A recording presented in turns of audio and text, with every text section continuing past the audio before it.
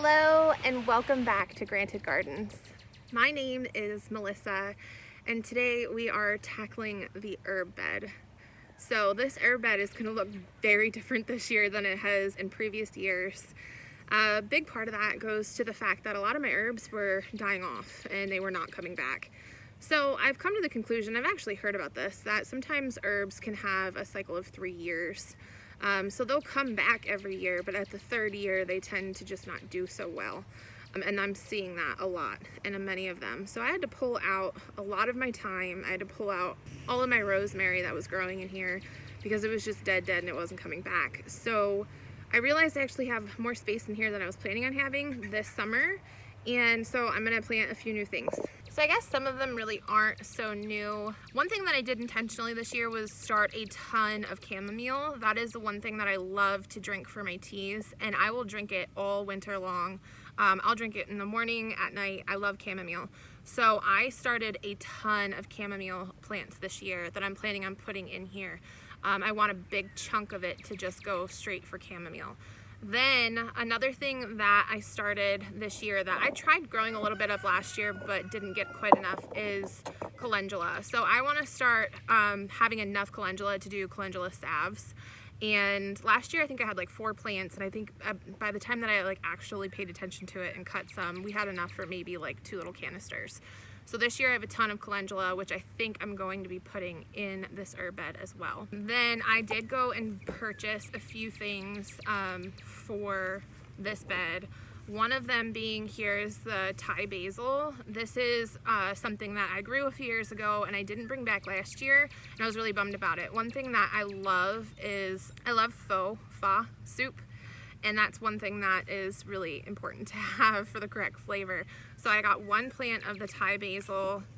I got some more thyme, which is, I guess he's doing all right, because I had to pull 2 of my thyme plants. I do still have 1 thyme going. It's still alive and it's still harvestable, but it's really starting to die back. I feel like this is probably its last year. So I wanted to go ahead and get another one to toss in there. This year I also am going to be putting parsley in. I don't think I put parsley in my herb beds for a couple years now.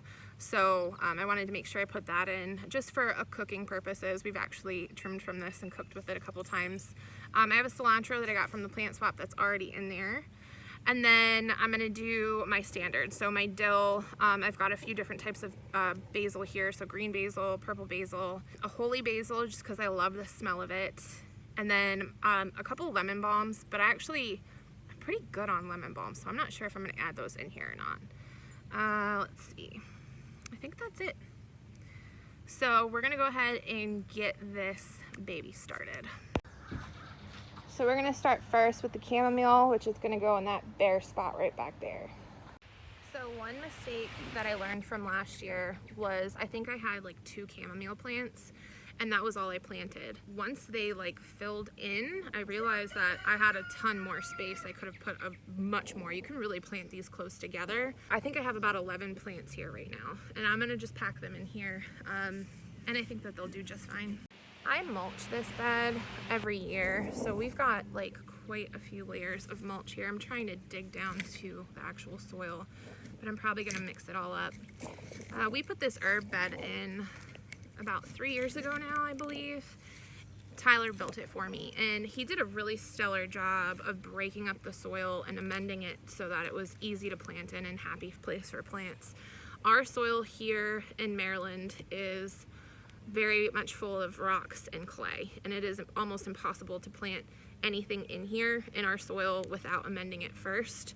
So he put in, I believe topsoil, he put in some sand and also compost so that it will be nice and rich, and it's fairly easy to dig in, so that's a good sign. So there are my 11 plants. They are pretty close to each other, but I have faith that they're going to do just well. Hopefully I'll have a nice harvest here this year. So next is going to be my calendula, and I'm going to take the whole section of the front bed here to plant my calendula. So for those of you that may not be familiar with calendula, it has a lot of medicinal benefits to it.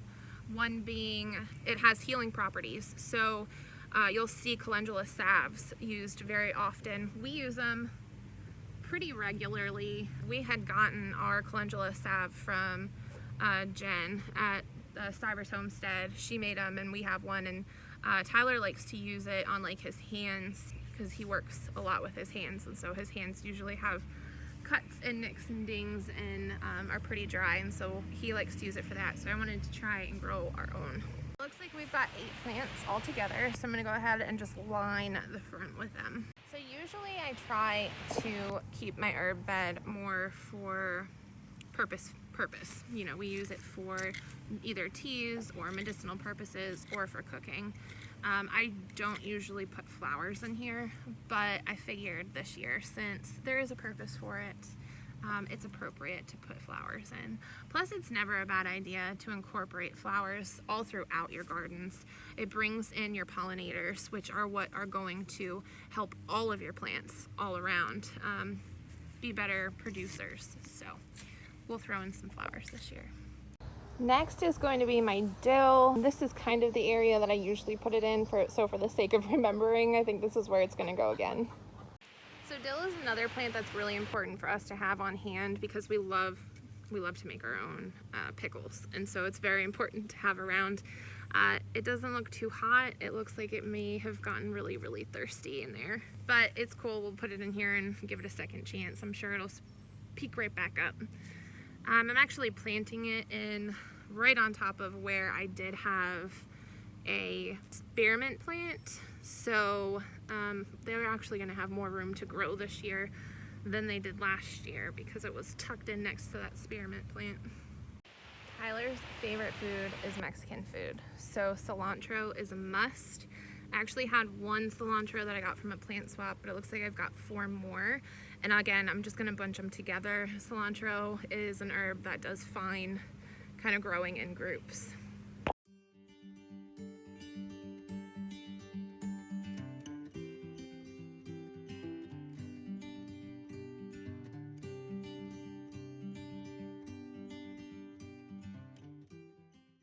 Next to the cilantro, I'm gonna do my Thai basil and my holy basil. Like I said, the Thai basil we use often. Holy basil I haven't actually used. I'm sure it would be really good for things like potpourri or kind of incense that you do. But honestly, it just smells terrific, and so I want to have it implemented in the garden. It's also a great thing to put in for pollinators. The bugs, the butterflies, they love it. The bees, that aroma just fills your entire garden, and you can smell it just as much as they can, so it's a really fun thing to have. Now, I don't really know why, but I am notorious for confusing parsley for cilantro. So I'm putting parsley on the complete opposite side of the garden bed.